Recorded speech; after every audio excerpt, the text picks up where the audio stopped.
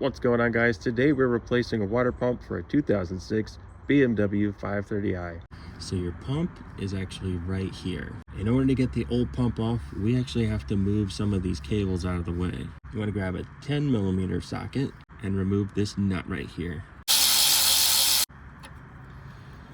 This gives us a little bit of wiggle room to get that thing out of there, and it's going to be just enough.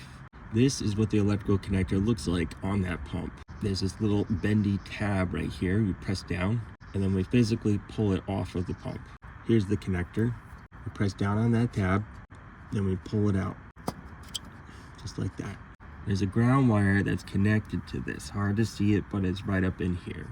You're gonna need an E12 6-point socket. And this is what's holding the ground connection. And this is what it looks like. I'll move that out of the way. Now you'll notice the bolts that are holding in the pump.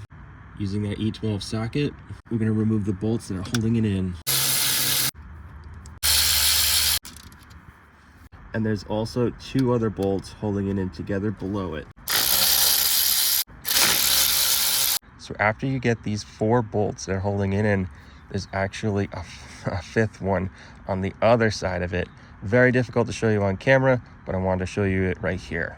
You're gonna need a long extension to get that thing off.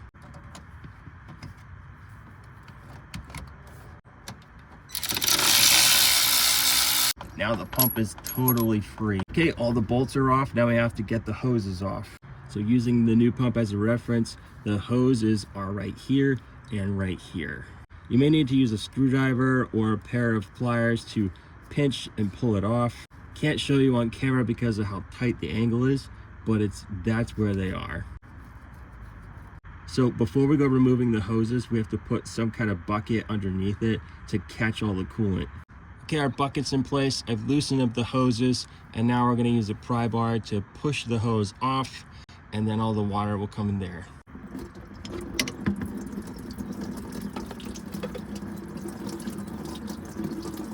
Everything's disconnected. Now we need to pull the pump out. There we go.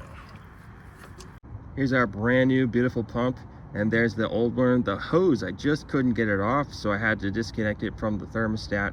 We're gonna take this one, put it right onto there.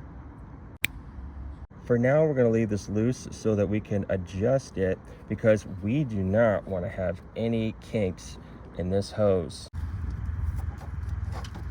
I'm gonna cover up the electrical connection just because there's water and oil and dust everywhere. That's easy to take off for the last step. Okay, we got it physically shoved in there. Now we're just gonna connect the hoses. Okay, tighten that one down.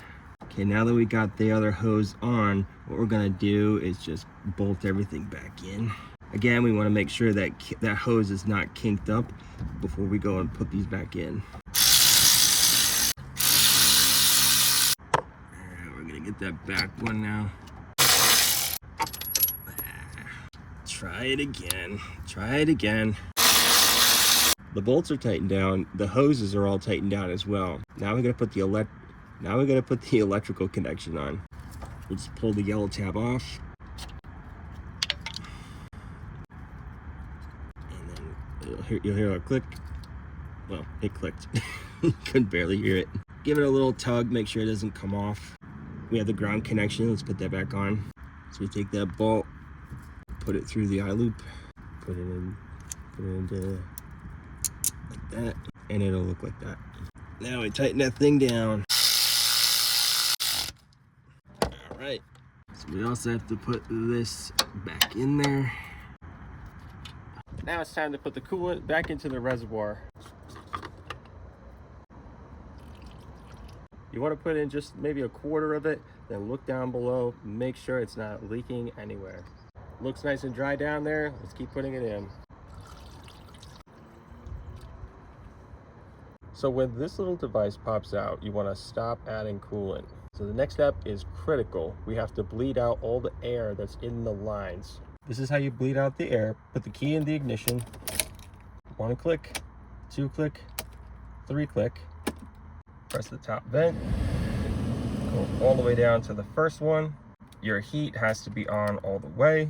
And now hold your foot on the accelerator for 15 seconds, 10 to 15 seconds. This activates the pump, and then you can hear all the air bubbles escaping. This process takes about 8 to 12 minutes, and you can see how it just kicked on again automatically. So you want to leave this alone. It's a very critical step.